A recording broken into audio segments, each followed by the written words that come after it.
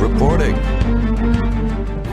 Thank you, everybody, for joining us today. I'm Stan Morris and happy to have you with us as we jump into our very first newscast together here online on NEA Report. There's a lot of news to get to today as well. So, in fact, let's just go ahead and jump to our top story today. It is that the Jonesboro City Council approved a land buy for the new shooting range. You've heard about this, a shooting sports complex that has been discussed with big implications, not just for the city of Jonesboro, but really for Northeast Arkansas. We're talking about what happened last night at the Jonesboro City Council meeting. Ordinance 17078 was approved by the Jonesboro City Council. It authorized the purchase of property located on Moore Road for a shooting complex. The estimated cost of the land has previously been about $1.27 million, according to reports. The video for the meeting was actually made available online by the city of Jonesboro, and that's on neareport.com right now if you want to go check that out. More about the planned complex. It's a planned 208-acre facility that would include 9 shotgun fields, rifle and pistol ranges, and different archery ranges too. Estimates have put the cost of the facility anywhere between $5 million to $12 million, depending on the report you read. It seems like it changes a little bit, but the truth is you never really know with something like that until it's finished being constructed what it would cost, because only then do you actually see the bill. Originally discussed as a new range for police, the idea was expanded after city officials learned the Arkansas Game and Fish Commission would pay for 75% of the construction. And it's one of those things that a condition had to be met to have that additional funding, and the condition was that it was open to the public. No problem there. A memorandum of understanding has already been formally approved by the City Council with the Arkansas Game and Fish Commission regarding the purchase and their commitment. The mayor still has to get a few formal signatures to make everything go through, but the hopes are by those involved that this will be something that they can get the land purchased at least by the end of this year. We learned of a suspected debit card thief that was busted by Jonesboro Police Department Street Crimes Unit recently. More information about what happened with that right now. A woman found herself in custody because of the recent alleged action. She was alleged to have taken a wallet that was not hers, pulled some like a credit or debit card out of it, and used it at an ATM. The report from JPD said on October 30th, the victim came to Jonesboro Police Department on Caraway Road to report that he believed he had his wallet stolen. The man said he thought it was taken at the mall at Turtle Creek. He didn't know if he lost it there or it was stolen there, but a short time later he learned it wasn't in good hands because the card was being used at the Exxon at Main Street and Johnson Avenue. Security video actually showed a woman with a headscarf attempting to use the ATM at the station. The report said the scarf-wearing suspect purchased some items, spent about $20 there. But officers, they looked at the video, the security camera footage, and they were able to identify the suspect. They actually first identified her by identifying the guy that was with her, Patrick P. Johnson, 29 of Jonesboro. He told authorities the girl was his girlfriend, Rhonda Deshawn Webb, 24 of Jonesboro. Officers knew her to be on felony probation. When they went to her residence at Cedar Heights, because she's already on probation, they don't actually need a warrant to search the house. They just go right in once you're on felony probation, or really, I think, any probation. And once they went inside, it was investigator Brian Bailey that actually found the scarf. It was a scarf that she had been seen wearing in this video where she allegedly used someone else's debit card. In addition, he found a stolen wallet in the residence. He reported. Webb was arrested. She was actually taken to Craighead County Detention Center and faces a felony charge of theft of property. Theft of property is often a misdemeanor charge, but when someone steals debit or credit card, allegedly, it becomes felonious at that point, and she is going to face a felony charge for that. She was actually released from jail on Monday evening. A local church was ransacked in a recent burglary we're just now learning about. Newly released report indicated that the church location was on 501 Pepper Street in Jonesboro. It's a Church of Christ some who don't live in our town may say, why aren't you just saying it's the Church of Christ? Well, there's at least 10 in Jonesboro. But the newly released report indicates this particular local Church of Christ that was that's on 501 Pepper Street was targeted by burglars at the end of October. What police believe happened was it may have been a juvenile or juveniles. They said that an officer, John Hughes specifically, he took the report from that Church of Christ. The man he spoke with said sometime the night before a basement window was broken out and a burglar had entered the building through it. While inside, several offices were entered, along with a food pantry. A door to one of the offices had been kicked in. I mean, there was a bunch of stuff thrown all over the place. Food was removed from the kitchen, strewn about. But the officer said damage-wise, there wasn't really a lot of actual damage. Still yet, it's a headache for them to have to deal with. Now, the officer thought that the suspect could have been a juvenile because of one particular reason. The officer said because nothing expensive was taken. There was a microphone stolen, like a wireless mic, probably one of those kind that you would hold up, like our logo has in it, right? And that was apparently the only thing that was stolen from the place, or at least the only thing that they could find that was stolen. But it's still a major criminal act in terms of severity. It's a felony for commercial burglary along with lesser charges. If you have any idea who may have been behind that, call Jonesboro Police Department. You can call Crime Stoppers at 935-STOP. And in fact, here in just a short time, we're actually going to have some Crime Stoppers video for you. First time it's aired, it'll air right here on NEA Report. That's coming up here in just a short time. One of the things we always do, speaking of crime, while we're getting that out of the way, on Wednesdays, we do a segment called Wanted Wednesday with our friends at R Bail Bonds. We love them, by the way. Thank you so much for all of their help with the show and getting everything going. R Bail Bonds has a Wanted Wednesday suspect this week out of Sebastian County, Arkansas. The suspect, we've got her name and her photo on NEAreport.com, so you can go there and check it out. There's actually a reward if you can help identify the suspect identify her location or where she may be to R Bail Bonds. If you have information that leads to arrest, it could end up being money for you. So go to NEAreport.com to check that story out and find out more. Getting out of crime for just a few minutes here, we want to let you know about some job fairs that are on the way, some upcoming opportunities for you to get employed, specifically in Randolph County. For our friends in Pocahontas, these PICO job fairs will be happening in just about a week, actually, a little less than a week. The first job fair for November is going to take place in Pocahontas from noon until 6 p.m. next Tuesday, November 14th at Black River Technical College. Then on Thursday, the 16th, the Walnut Ridge Community Room at the library will host a job fair from noon until 6. Tuesday, November 21st, Paragould hosts the job fair at the Goodwill Center from 9 a.m. to noon. And then Tuesday, November 28th, for our friends in Donovan, Missouri, from 9 a.m. until noon, another job fair will be hosted. And all of these, by the way, are on NEAreport.com, so you can actually get all the details on there and find out more, and maybe even join the PICO family. We love them very much. There are some nice people up there. Back to crime now, and a creepy story that happened in Jonesboro. Just found out about it with the reports being released, but it happened over the last month and maybe even a little bit longer going back. The story we're talking about is a creepy hospital caller.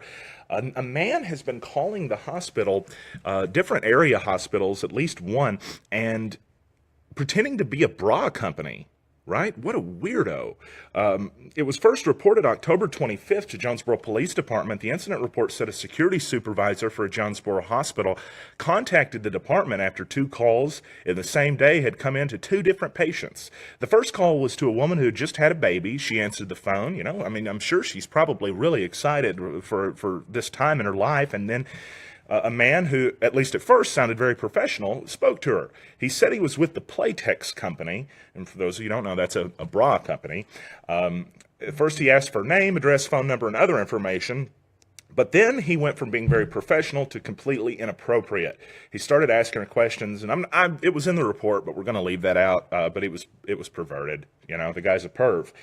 He hung up well, the mother actually hung up on him, but when he called another room, it would be the suspect who hung up that time because an RN, a registered nurse, actually intercepted the call, and they were already keen to this guy's creepiness. So, yeah, it didn't work out that time for him, and the suspect actually hung up the phone, but it wasn't the first time he had done this, the report had said. On October 11th, another call had come in from a number showing to be from Bluefield, West Virginia, with a guy calling mothers directly into their rooms, in their hospital rooms, and, you know, just asking weird questions. Who does this stuff?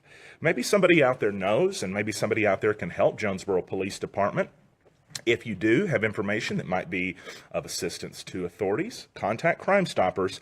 The number 870-935-STOP. You can call Jonesboro Police Department's Criminal Investigation Division at 870-935-5551. The detective that is handling that case is Detective Mike Branscombe.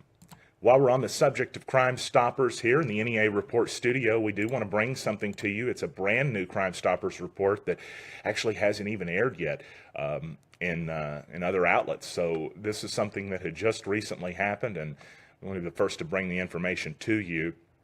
What we're going to show you here is actually details that just came in like right before we began the newscast. So in a way, we're reading this almost the first time, same time as you. On the morning of November 1st, 2017, unknown suspects busted into the front door, actually busted out the front door of the Verizon store in Paragould. Now, I'm going to show you video of this in just a second. You are not going to believe what you see. The suspects busted out the door of this Verizon store in Paragould. Later that morning, the same suspects busted the front door out of the A Wireless store in Jonesboro. Paragould detectives and Jonesboro detectives believe it was the same suspects, and they're working together on identifying the suspects in the video that we are going to show you right now. I actually queued this video up, and I've got it regular timed, and then we have it on slow motion so you can take.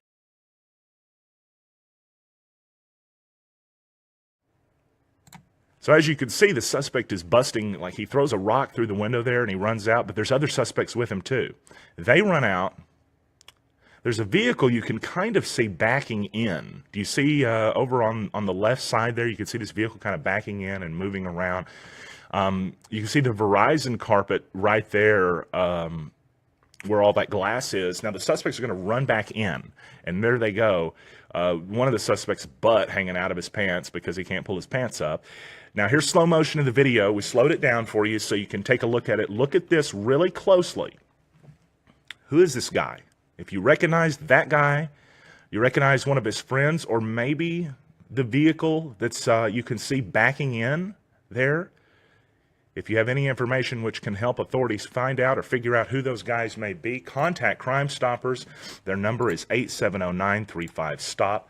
It's 935-7867. The tip could be worth cash. More importantly, you can help get somebody off of the street that has zero interest in participating in society the right way, and that could end up escalating their behavior at a certain point that might end up affecting you as well. Obviously, that's not something here at NEA Report or any well-thinking person would advocate.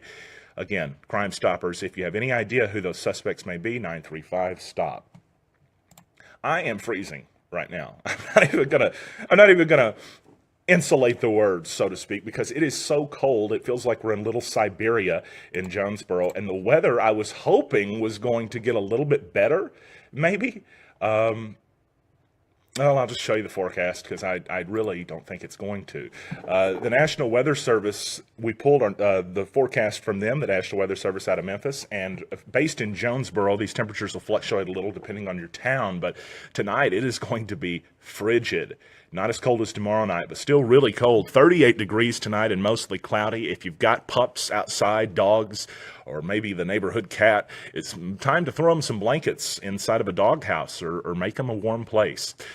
Tomorrow, it looks like we are looking at a day where we're going to have, I think they're saying sunny skies. Now, let me pull this up here. I'm pulling up more details. The high is going to be near 60 with north wind around 5 miles per hour. Clear tomorrow night with a low around 33. 53 degrees. We're touching freezing, folks, and it's already feeling like it right now. My hands are just about numb as I'm sitting here. I'm not used to that. The weather has gone from hot to cold, it seems like. Tomorrow, we mentioned the weather for there. On Friday, sunny with a high near 55. That's all we're getting to on Friday, 55. A low Friday night.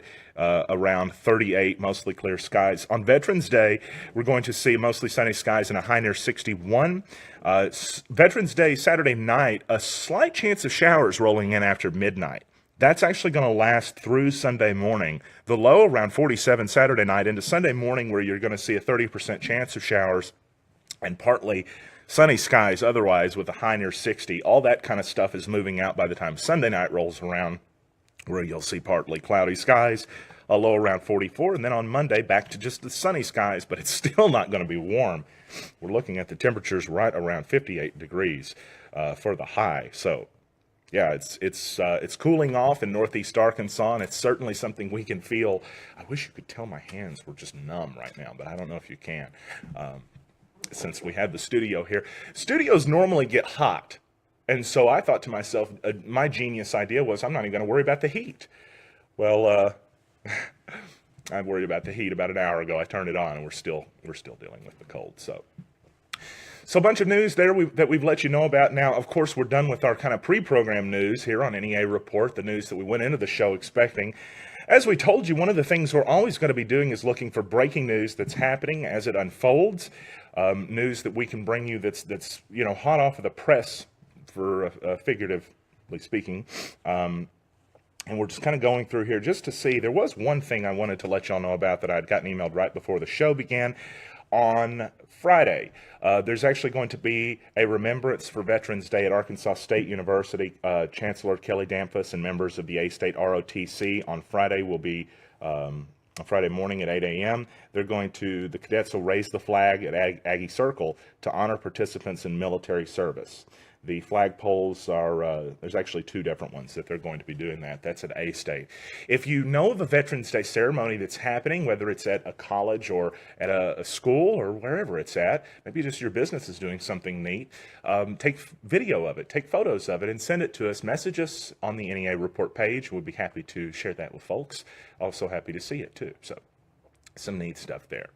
All right, everybody, that is our local news for the day. I'm not done yet, though, because as we told you about before, we're going to be bringing you more than local news, but local news is where we start at, and it's always going to be the first thing we bring you here on NEA Report. Once that's out of the way, we'll tell you what's going on in the world, but I think you may like the style that we do that in, because we're not the national news anchors that tell you what to think. I'm trying to figure out what to think with you, with the viewer, because sometimes I really don't know what to think. And one of the first stories I'm going to get to here, just first time I saw it was a short time ago this afternoon. It's shocking. A former Boston news anchor accused actor Kevin Spacey on Wednesday of sexually assaulting her son last July. Heather Unruh said her son, who was 18 at the time, reported the incident to Nantucket police last week, and a criminal investigation is underway. Her quote was, "Kevin Spacey had no right to sexually assault my son." That's what she said. Kevin Spacey, he was on this show, House of Cards. Now they're saying he's not on the show anymore. As somebody that I know in the news business said to me earlier this week, what a name for a show for somebody like Spacey who had his House of Cards come to a collapse. They're now saying that the show may progress without him. But this guy was a legendary actor. I mean, I guess he still is, but he's lost a lot of his legacy since the news came out from a Star Trek actor. I believe his name is Anthony Rapp. The guy plays in the brand new Star Trek Discovery series. Stamets is who he plays, for fans of it out there. He came out and said that it was years back that Kevin Spacey had actually sexually assaulted him, or attempted to sexually assault him. And evidently, he had joked about it for years, but had never told people about it until all of the sexual assault cases have begun coming out. The Harvey Weinstein, that creep, that weirdo, those stories have started coming out, and now it's prompting more people to bring out revelations. It's not a bad thing, by the way, for us to learn more about weirdos operating in our society. It's just one of those situations that, now that one person spoke up, we're seeing more and more come out. It would appear that that is the end of Kevin Spacey's career. This is kind of a big business story that I wanted to share with everybody. The Justice Department told AT&T that it should sell Turner Broadcasting, which oversees CNN, before it will approve a pending deal to merge with Time Warner. Again, AT&T, big AT&T, and big Time Warner, they're wanting to merge together. But see, what happens before companies merge is when they get that big, you have the government that steps in and says, we have to okay this stuff. And in that situation specifically, the government stepped in pending this $85.4 billion merger and said that CNN, I don't know if that was their reasoning behind it or not, but they said specifically Turner Broadcasting, which does operate CNN along with like TNT, TBS, it would need to be sold before AT&T could acquire it.